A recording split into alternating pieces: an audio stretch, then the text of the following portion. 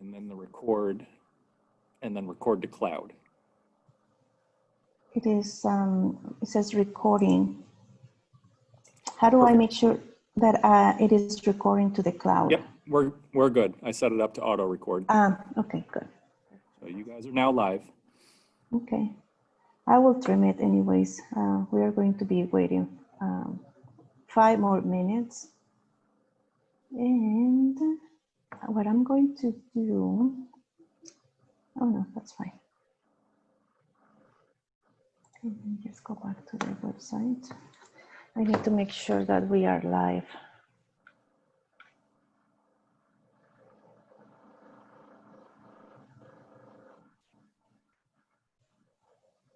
Yeah, it is. We are live now.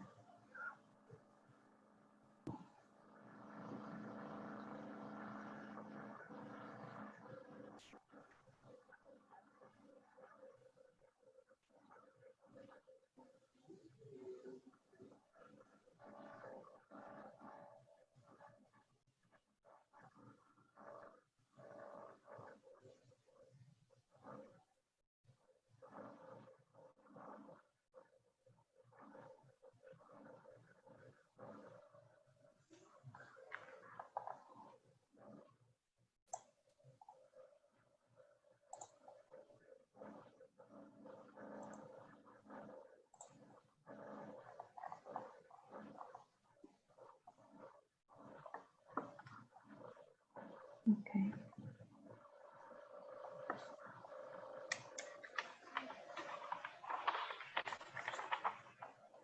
Okay, we are just waiting 3 more minutes. Okay. So we can just wait for more people to sign in.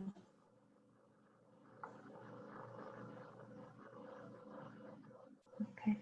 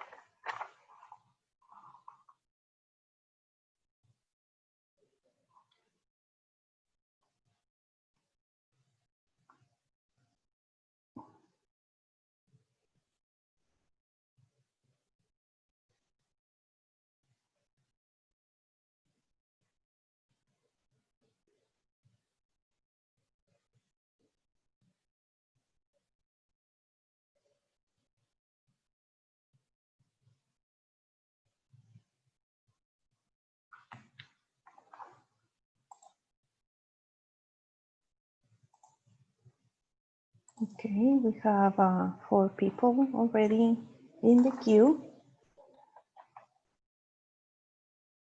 We are just waiting 1 more minute to start.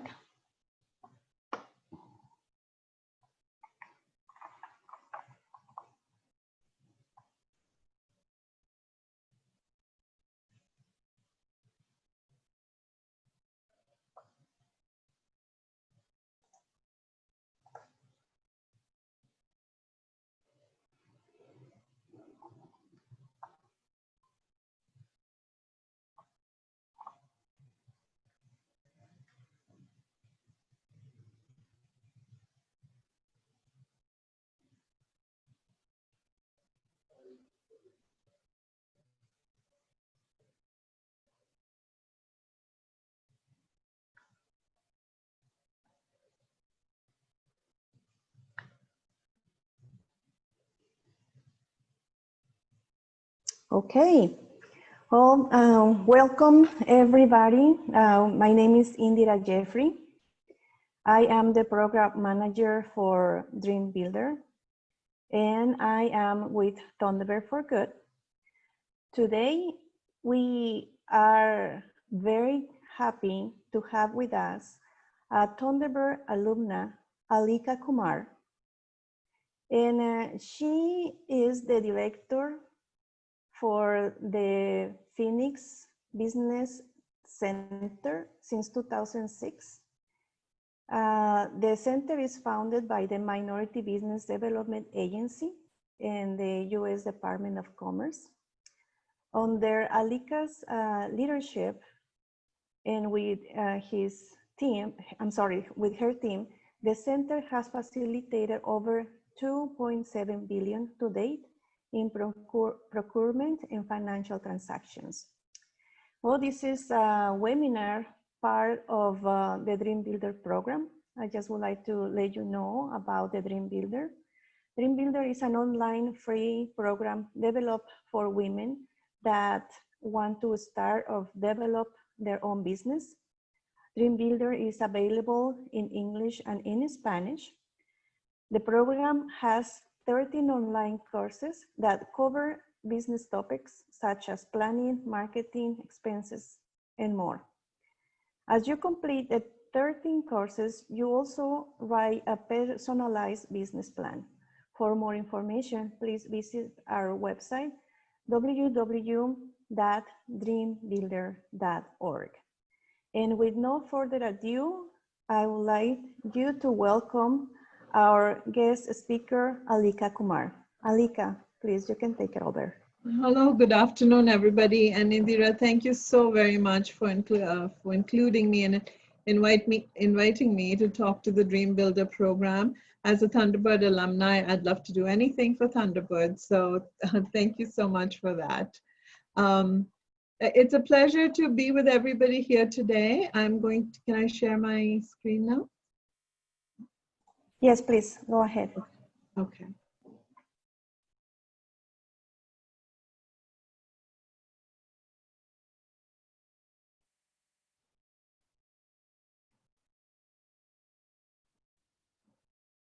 All right, here we are. My name is Alika Kumar, and I'm with the Phoenix MBDA Business Center. The MBDA stands for the Minority Business Development Agency, which is part of the U.S. Department of Commerce. We are locally operated by the Arizona Hispanic Chamber of Commerce, and our job is to maximize job creation and the global competitiveness of minority-owned businesses. We serve companies throughout the U.S. We have no borders. And there are centers similar to ours across the US, about 35 of them.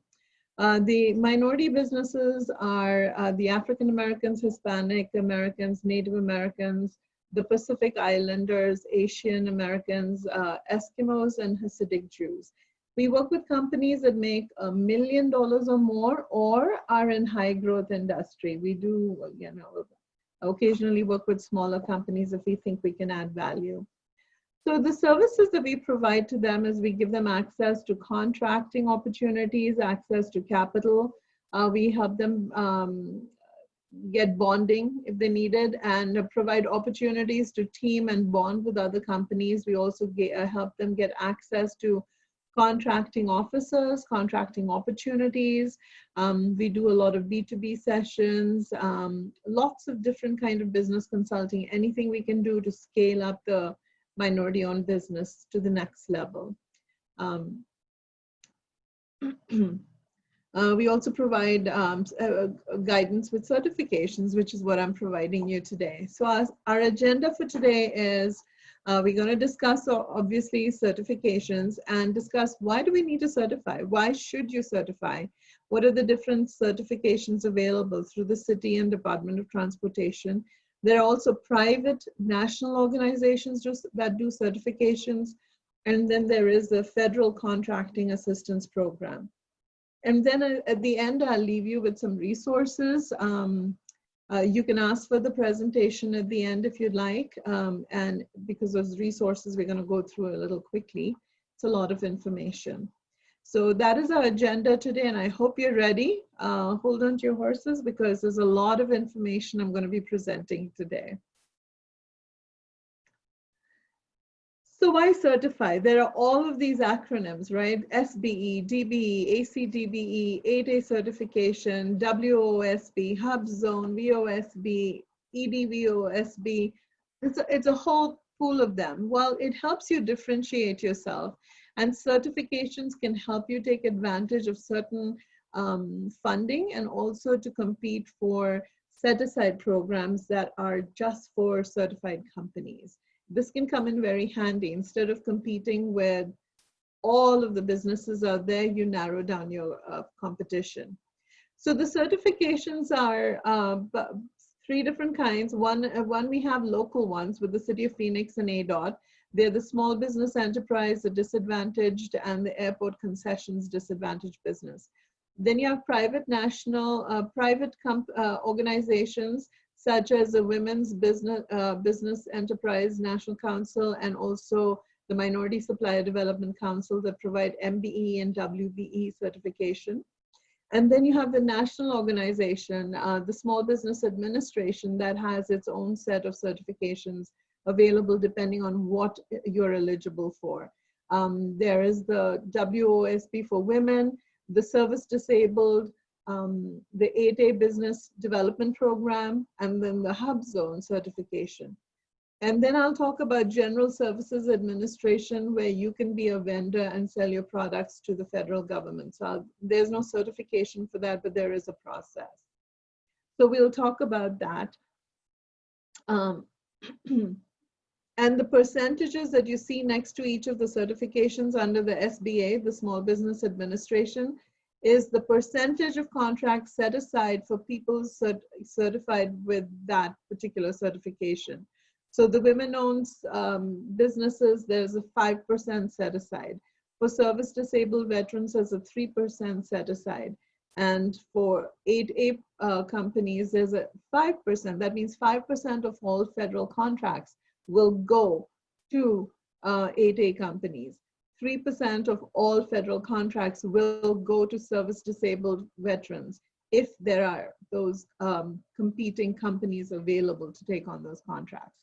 So that's what the percentages mean. And in future slides, you will see me remind you of that percentage. So the City of Phoenix and the Arizona Department of Transportation provide certain certifications. The Small Business Enterprise certification is only through the City of Phoenix, and it is available to business owners located across Maricopa County. And through this certification, you could be a company that provides goods, general services, or construction-related services. So the business has to be located in Maricopa County. In order to certify, you have to have been in business at least 6 months or have had at least 4 business contracts. The net worth, in order to qualify for the certification, because it is to help disadvantaged businesses, gain some traction in the market, your personal net worth has to be below 1.32 million, and the business owner has to control at least 51% of the day-to-day critical operations and must be a US citizen or a legal resident. The disadvantaged business enterprise certification can be secured either through the City of Phoenix or the Arizona Department of Transportation, ADOT. It is for all minority and women-owned firms and economically disadvantaged business owners who want to do business with the City of Phoenix. Also, you can get the certification through the City of Tucson, but you have to register with the Arizona Unified Certification Program in order to get the DBE certification. And the DBE certification also has, it gives you the ability to work on any projects across the country because there's a reciprocal certification available for any contracts that are funded through federal dollars in transportation. So these could be funds coming from the Federal Aviation Administration, the Federal Transit Administration, and the Federal Highway Administration. So all, for example, here in Arizona, all ADOT contracts that is being funded by FTA, FAA, or FHWA, the Federal Highway Administration, requires that there be set aside for DBE. So how do you get the certification? You can either get it through the city of Phoenix if you are a Phoenix resident. And if you're in Tucson, you can go to the city of Tucson, and there's a link there to apply for it. And for all other firms outside Maricopa and Pima counties, there's you can go to the ADOT website and be able to apply for the certification over there. So the city of Phoenix also has the ACDBE, and the AC stands for Airport Concessions. And the airport concessions could be anything at the airport. You could be a service provider, you could be providing a good or service or product. And in order to do business with the airport, you have it helps to have the ACDBE certification so you can participate in the set-aside program. So it is for-profit businesses and applies to any contract or concession that is funded by, that receives funding from the Federal Aviation Administration. The company should be at least 51% owned by the individual that is socially and economically disadvantaged. And this individual should be the one who manages majority of the daily business operations and controls the company. This is one way for the government to protect you from companies who take advantage and claim these certifications when they really aren't eligible. Now moving on to the private certifications. There is a National Minority Supplier Development Council that has branches throughout the US. Here in Arizona, we have the Pacific Southwest Minority Supplier Development Council. And they provide certifications to minority-owned businesses. Now, you know, Arizona is, the state of Arizona is race and gender neutral. So they don't have minority certification or a women-owned certification. However, you can, through this private organization, if you want access to private companies and opportunities through private companies, then this is a good certification for you. So the MBE certification, there is no size standard as long as you are a minority-owned company, which means the company should be owned by minorities and own 51% or more of the company, okay? An individual who needs, the minority is anybody who's at least 25% Asian, African American, Hispanic, or Native American. And they must be a for-profit organization. So the next certification is for women-owned. This is a private certification by the Women's Business Enterprise National Council. And this certification is for women. So obviously the company must be 51% owned and controlled by one or more women. They must be US citizens or permanent residents, and at least 51%. And if this is not an individually owned company, and if it's a publicly owned business, at least 51% must be owned by women. And also the person in charge has to be a woman who controls the daily operations and major decisions about the company. And you can get more information and apply for it at www.wbenc.org, and that's written at the bottom of the slide. So federal contracting, why should one look at federal contracting? Well, believe it or not, the US government spends over $500 billion to meet the needs of federal agencies and the military. And almost 23% of that $500 billion goes to these special programs. So people certified within these special programs that I'll be talking about now.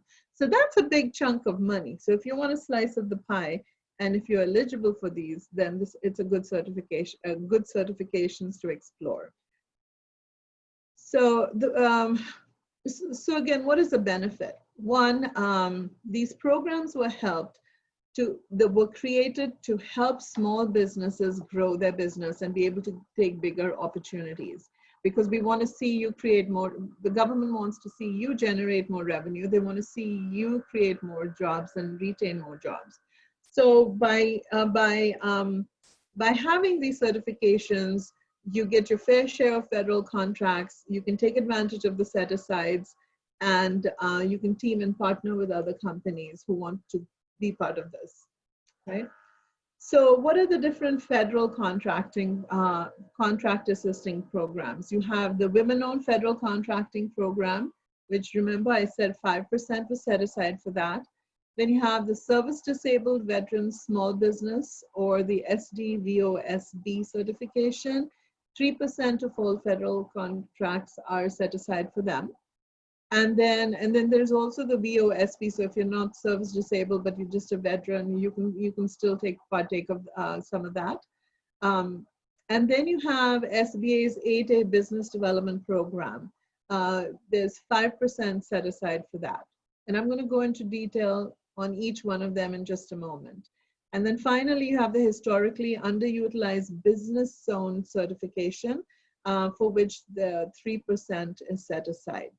Now, so far, I've thrown a lot of acronyms and a lot of titles and all of that, and if it's all quite confusing and can be confusing, but it's not that complicated. It really isn't that complicated, and you'll learn.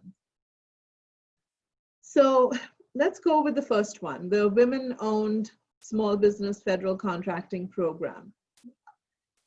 If you're a woman-owned company, you must be a small business, and the small business determination, and there is a specific determination for that, depending on the industry in which you are in. If you're an electrical company, there's a certain size limit. If you're doing marketing and web development, there might be a different size for that. So there, to determine whether your company is a small business or not, you would have to go on the SBA website and check the size standards. Then the company should be 51% owned by a woman or a US citizen or legal resident. And then you must be an economically disadvantaged business within this contracting program. So if you meet all of these requirements, then you can participate in this. The company should be, again, owned and controlled by one or more women.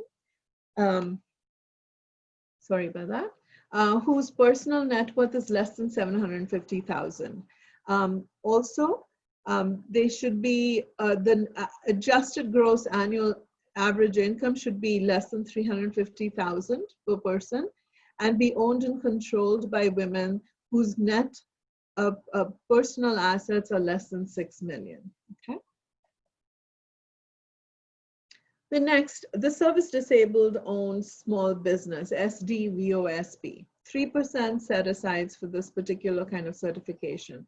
To qualify, the company must be owned by a disabled veteran, must be a small business. Again, there are size standards to look at, must be 51% or more controlled by that veteran. And the veteran should be in charge of all of the decision-making, the day-to-day operations, etc. So, it's to protect the veteran. And the eligible veterans must have a service-related disability. And it's Title 13, Part 125 in the CFR, the Code of Federal Regulations, that spells out all of the requirements and eligibility. So that's something to look at. Or you can go to the sba.gov, and they have all of the details and the links to these, to the CFR, etc. for you. Now, the veteran-owned small business, how do you qualify for that? If the company is owned by a veteran, you first have to prove your veteran status with the Department of Defense. There's a form 214, it's called DD 214, which you receive when you retire or separate from the military. Your company must be owned at least 51% by you, the veteran, and there is there's a registration that you have to do. It's called the VetBiz Registry. And there's a Veterans First Contracting Program. So you can apply on that site, the Veterans First Contracting Program, to be eligible for the certification.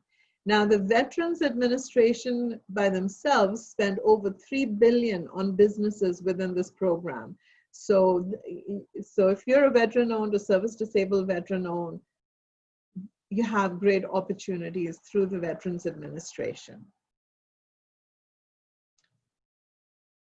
Then you have the 8A program. It is a business development program. Unlike all the certifications that I mentioned earlier, there's a time limit for it.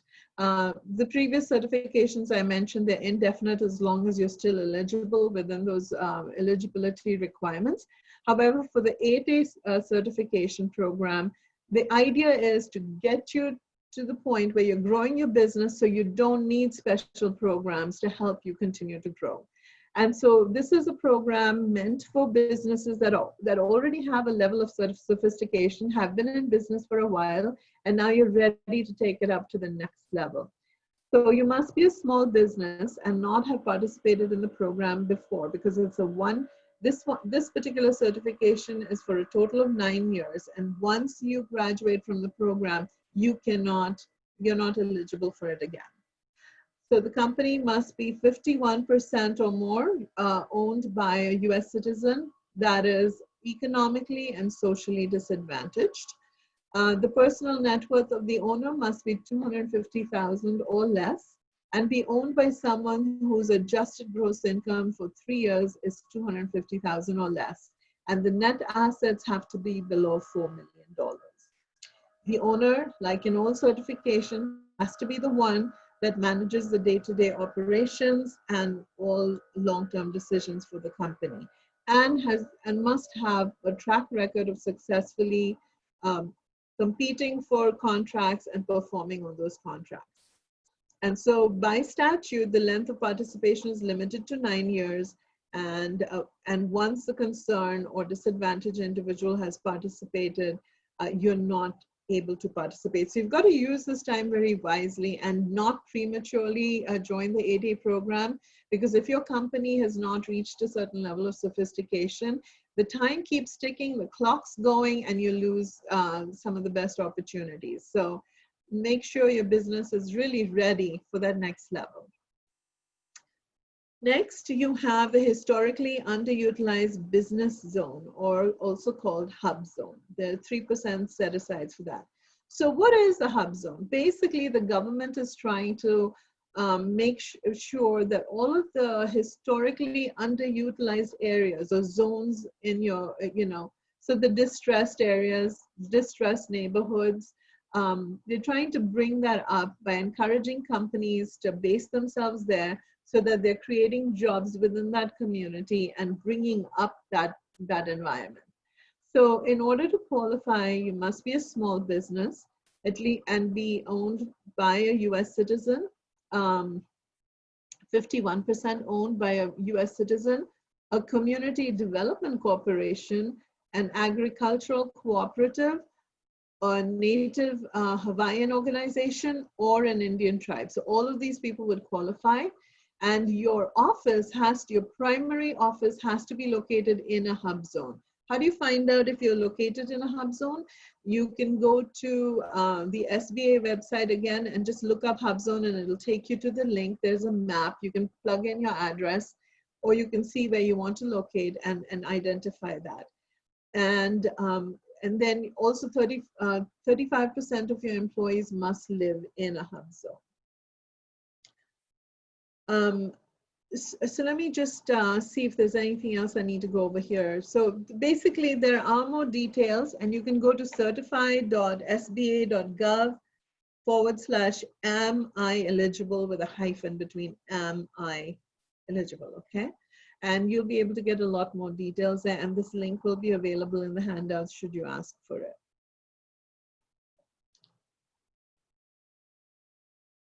So the General Services Administration has a GSA schedule. The GSA schedule is not a certification.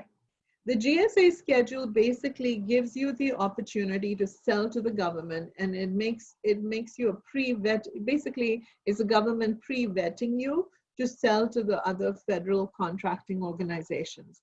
So suppliers give federal and state and local buyers access to millions of commercial products and services. So that's what you do. So your buyers would include tribal governments and also educational institutions and all other federal contracting agencies.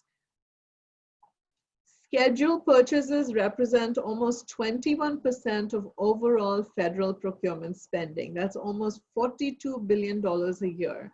So if you register yourself as a vendor, and it's not as simple as registration, they do have to vet you, like I said.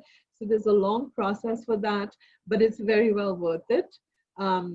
If you have things that you can sell in bulk. So how does it work?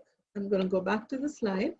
The GSA schedule, also referred to as a multiple awards schedule, and federal supply schedules are long-term government contracts. That's what you need to remember about that. They're long-term government contracts. So you get pre-vetted to be able to sell long-term to the government.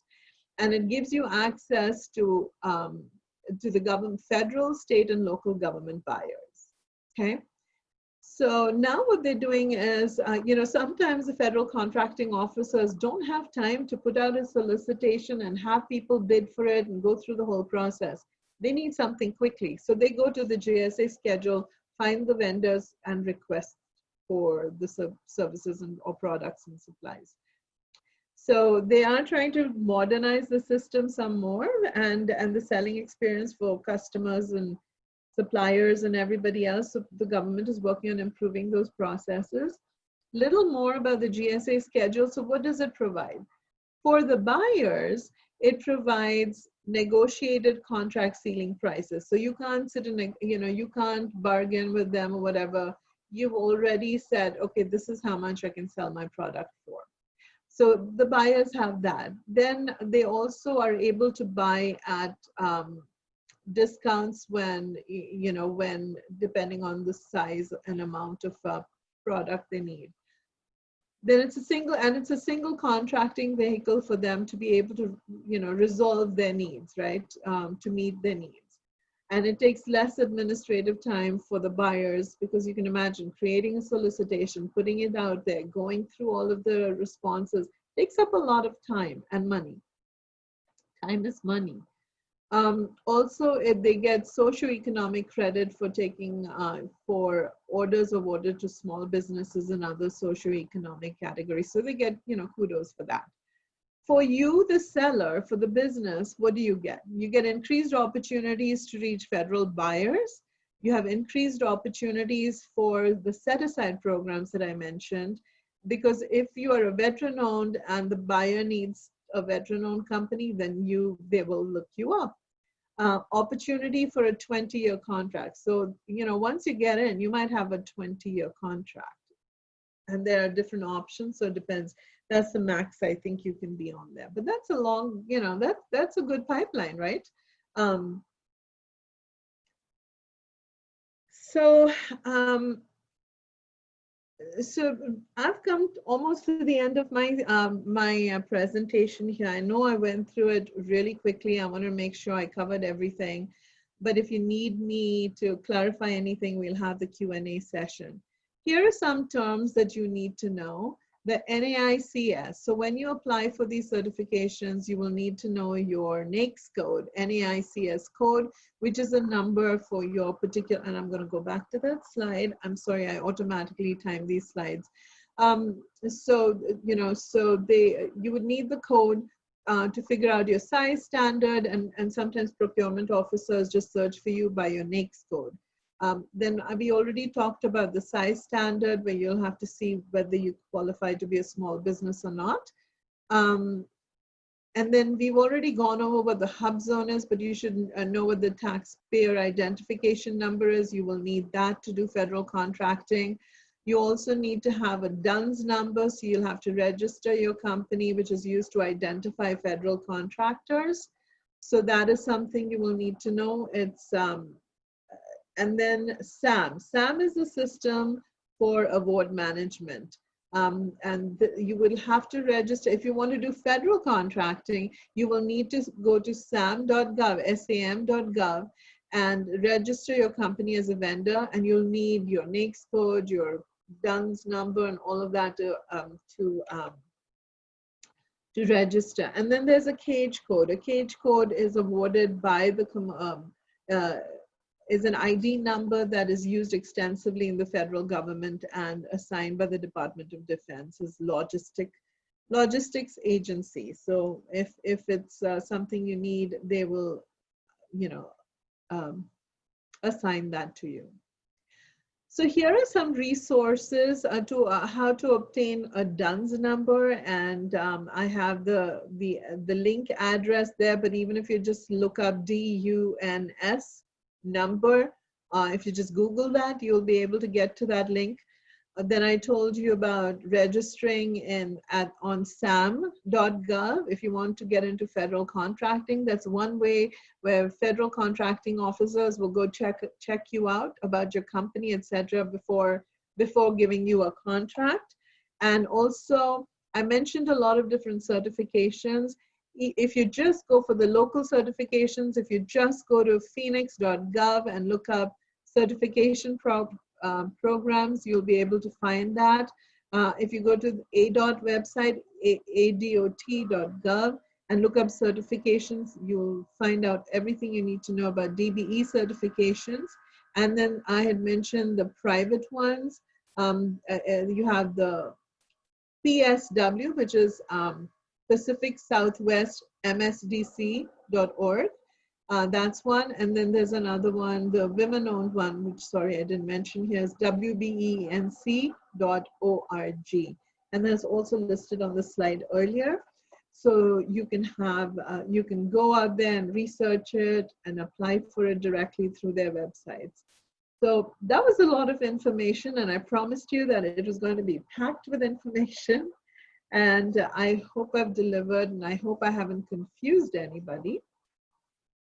But there is a lot of, there are a lot of resources out there, lots of information, and I would highly encourage everyone to consider getting certified with any certification that they're eligible for. And I'll tell you why. So let's take an example. This, the Department of Aviation of the City of Phoenix. So at the airport, they might need a new product or service. And they're being funded by the Federal Transportation Administration. They have to give a certain amount of contracts to the DBE firms and the ACDBE firms. And they cannot do that if you don't have the certification. You might very well be a disadvantaged business, but if you don't have the certification, they don't get credit for that, and the FTA will not approve that, right? So in order for them to meet their compliance goals, they need a certified company. And if you're not certified, that contract will go to someone who is, even though you're very qualified to do the work. So, so that's something to keep in mind. I am going to now open it up for Q&A, and that's my presentation. Oh, thank you very much, Alika. It was a very interesting presentation, and also I know that for the small business owners that they don't know or they don't have any knowledge about what a certification is and what are the benefits. I hope that they get curious and they go to the websites that you recommended. We have some questions from April Tinhorn. She is asking us if she can get a list of all the links. We are going to be able to send the links, I mean the presentation by email. Yeah. And we just need the emails from anyone who would like to have it. Or you can send an email to Alika. Her email address is alikacenter@phoenixmbdacenter.com. You have all the information right now on the screen. And Yeah, do you want to say something? Yeah, I was just wondering, could we just send the presentation to everybody that's in attendance so they already have it and don't have to ask for it? Yes, I have only the attendees from the Zoom, the ones that register. Whoever is on Facebook, we don't have those emails, but okay, April, the person who requested the links, she is sending me her email right now, okay? Okay. So Okay, perfect, excellent. thank you very much. I have 3 questions here, and the first one is, what have been the challenges in your experience? What have been the challenges small business owners face while they are going through the registration process? It's a good question. And there can be many challenges. So one of the things I would recommend to companies is have your checklist beforehand. Before you submit your certification, have the checklist of everything that's being requested from you. You know, they ask you for your financial statement. They might ask you for 3 consecutive canceled business checks. There's a lot of different things that they ask you for. One, you need to make sure that everything that they have asked you for, you have provided to them, and if necessary, with some explanation, right? Because what happens is when you apply and you hit the submit button, what you're saying is, I'm sending you a complete package for my certification. So when they get it and it's incomplete and they don't have something, they don't have a lot of time to waste because they usually have a backlog of companies waiting to be certified. So they'll send you one letter and they'll ask you for responses. They'll ask you, please respond to this or give us this. So they'll ask you for additional information. If after you send that, they deny you again, then you have to wait a year before you can apply for that certification. So you want to make sure that everything that you're submitting is complete, that you've answered all their questions. If it comes back to you asking for more information, make sure you respond to them. And if you don't understand, then go to some kind of a business advisor and ask for help, because you don't want to waste a year, right? If you just because you didn't get it right. The other thing is your company needs to be pretty focused. If say what you do is do concrete work in construction, and when you're applying for the certification, you're trying to get certified as the company that does concrete. But if you in your application put other NAICS codes and you confuse them, then they say, well, we don't know what you do, and they can't certify you for multiple different things. So you have to be very specific about what you're applying for. Then one of the things that happens is, a company may be applying for women-owned business, for the, well, we don't have the women-owned for the City of Phoenix ones, for example. But they're asking, you're applying for a disadvantaged business enterprise certification. You have to prove that you're disadvantaged in some way. So you would have to put a narrative and explain how you've been disadvantaged and why you deserve this particular certification. It's not just enough to meet your size standards and all that. You have to truly be a disadvantaged, economically or socially disadvantaged company in order to get that certification. For the SPE certification, you just have to be a small business certification and meet those size standards. So that's different. Now, for the federal contracting programs, the federal certifications, if you're applying for the WOSB, that is a Woman-Owned Small Business Enterprise certification, and the person who's applying happens to be a man, he's a husband, and he's a business partner, and he's applying, he's answering all the questions, he's doing all of that, then that sets up a red flag.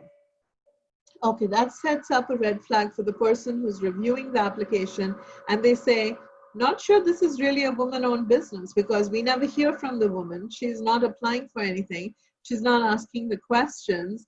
So are they just using the fact that she is there and they give her a minor role and it's actually owned and operated and mostly controlled by a man, right? So those are the kinds of questions that will come up, and they will question you because you know, it's unfortunate, but a lot of people are trying to scam the system just so they can get the certifications and be able to take advantage of them. But the programs were created to help the people who deserve those breaks to get the certifications and be eligible for these programs. So you really have to prove yourself, and you have to prove that you are who you say you are, that you do what you say you do, and that you can successfully complete contracts. Okay, perfect. Thank you very much. We have another question from April. She says, Alika, will you share how the Phoenix MBDA will roll out the Enterprising Women of Color training? As expected outcomes, will it be online training, hybrid, or in person? Okay, that's a good question. So the Women of Color program is done by the national agency, the Minority Business Development Agency that funds our organization. And they're the ones who organize all of the Women of Color events and programs. So April, if you would like to connect with me, I can get your email and all of that. And whenever I get that information, I can pass it on to you. But all of that comes directly from Washington, D.C., from the Minority Business Development Agency. Okay. She has another question. Okay. She says, how has the Phoenix MBDA provide support to Native American and Alaskan Native businesses? The impact. Okay. A good question, April.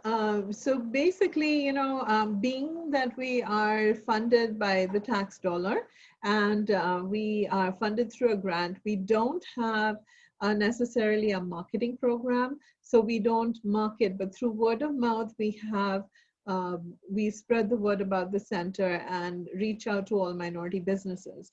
So excuse me, having said that, we have several companies that are minority, that are Native American companies. There are not a lot of Alaskan companies or Hawaiian companies in Arizona.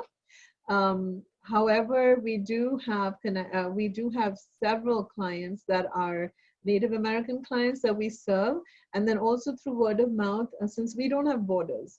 We are not limited to clients in Arizona. We can work with companies anywhere. So we do have, in fact, we just spoke 2 days ago with a client who's out of Northern California. He's a Native American company, a good sized company. And so we're working with him. And even when I was reviewing my slides for this presentation during my lunch hour, I was talking to a Native American company. So we have several clients that are Native American, and we're always seeking others that we can help. We serve companies that we think we can add value to. So if they do something where we can add value by providing them contracting opportunities or funding or anything like that, then we are happy to work with them and help them. Okay, perfect. Thank you very much. We know that the organization, the MBDA organization Business Center, they have helped companies on procurement and financial transactions to 2.7 billion US dollars. Yes. Can you tell us a success story that your agency helped, and they help this company going through the whole process, and they had a very good outcome? Great question. Great question. Thank you so much. So yes, you know, so the numbers, the 2.7 billion are from the time I've been at the center and taken over as director. So it's over the last 14, 15 years now. Actually, that's a 10-year number. for the last 10 years. So yeah, so the success story. So I'm not going to take names of the companies, but I will just tell you the story. So we had one company, it was a Native American company out on the reservation, did construction, and was doing an amazing job, was doing extremely well. And then we had another company that was also a Native American company that was owned by another tribe. And that company was also a client, and we often have these business matchmaking sessions. So we have what we call inner circles, where we invite our clients to present their capabilities, and everyone gets to present for a couple minutes. So everyone's hearing everyone's capabilities, and then they connect with each other to see if they can team and work together. Well, these two companies came together and they discussed, and the next thing you know is the larger company owned by the tribe offered to buy the smaller company and then rehire him to run the company. Well, that was a huge success story because the smaller company owner was happy to sell his business and not have the headache of, trying to, manage all the details. And then he went back to work and he was working on so basically he was running his own company, but with a different title. And now that company has almost doubled or tripled in size and is doing really, really well. And he's very happy running it. And the tribe is very happy because together, the synergy between the two companies, they're able to use the tribal resources to grow this company. And it has been hugely successful. So that is one of our success stories. Yes, thank you very much. Thank you. And I also have one more question. And it says, why the NAICS code is important? So when you look for contracting opportunities, you could look for the product you sell or or the service that you provide. But when contracting officers are trying to find contractors or vendors that provide what it is they're looking for, they don't know you by name. So what they're going to do is the NAICS code identifies what you do. So for example, I could be a painting company that only does, say, powder coating on metalwork, right? So that has a very specific code. It's a number. And so what the contracting officer will do is look for that specific number, and all the vendors that come up under that, that's who they'll reach out to with solicitations. That's why you need to know what NAICS code your company and your services come under. And it's not necessarily one NAICS code. You might have a slew of about 10 different NAICS codes that apply to your company to all the things that you do. Well, when you put up your business information on sam.gov or any database when you get certified, for example, when you put those NAICS codes over there, when contracting officers are looking for that particular service, you will surface, right? Your name will come up. If you don't use that NAICS code, they'll never find you. So that's why that NAICS code becomes very important. Okay, great. Well, thank you very much.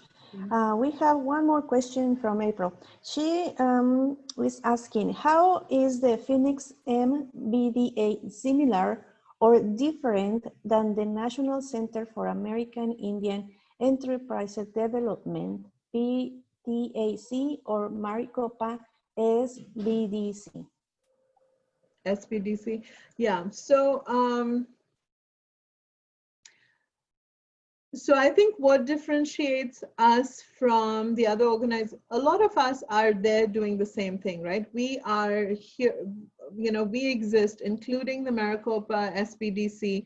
It's not that one is better than the other. We are all resources, and each one has something additional or extra that they can bring to you that you may not be getting from one of the others. So I don't think any of us are competing with each other. So I don't compete with SBDC or NCAIED or anyone, because they all have their strengths and they all have separate things that they provide.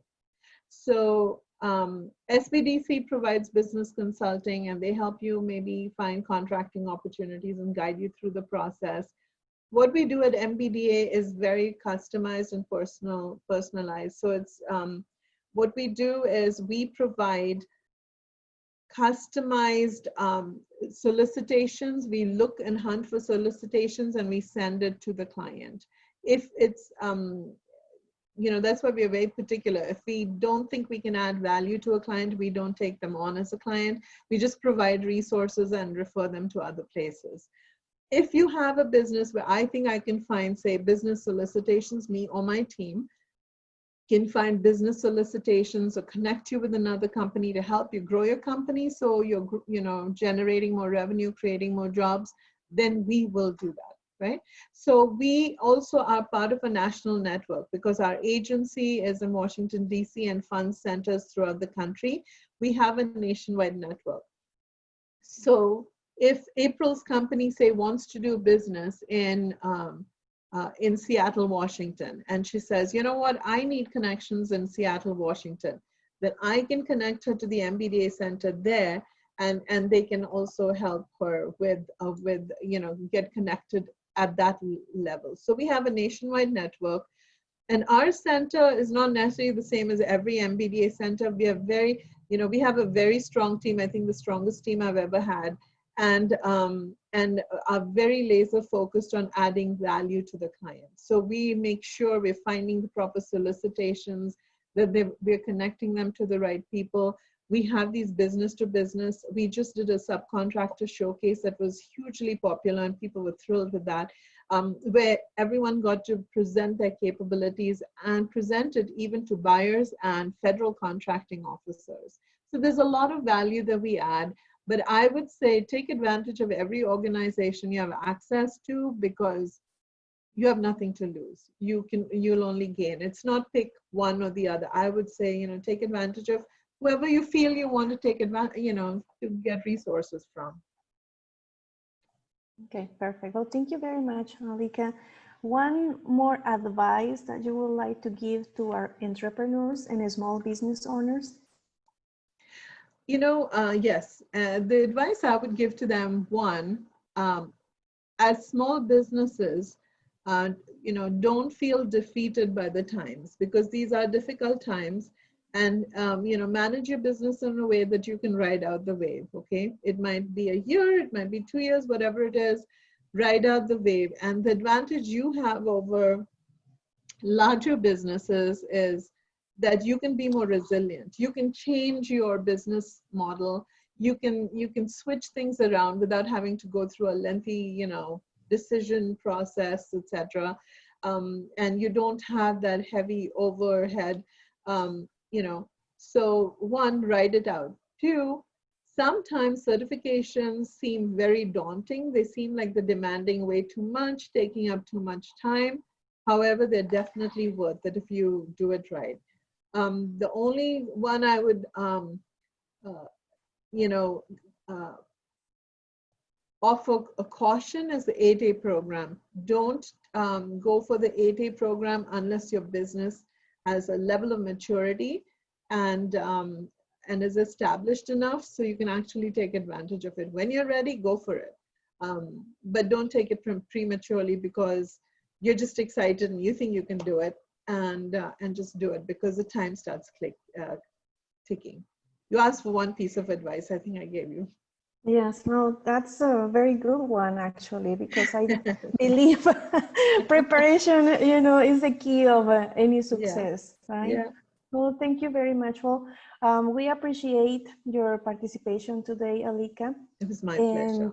Thank you, Alika, Executive Director from the Minority Business Development Agency in Phoenix, Arizona. We thank you all for your interest in this webinar. We from DreamBuilder program and Thunderbird School of Global Management. Thank you again and have a blessed day. Thank you very much for having me.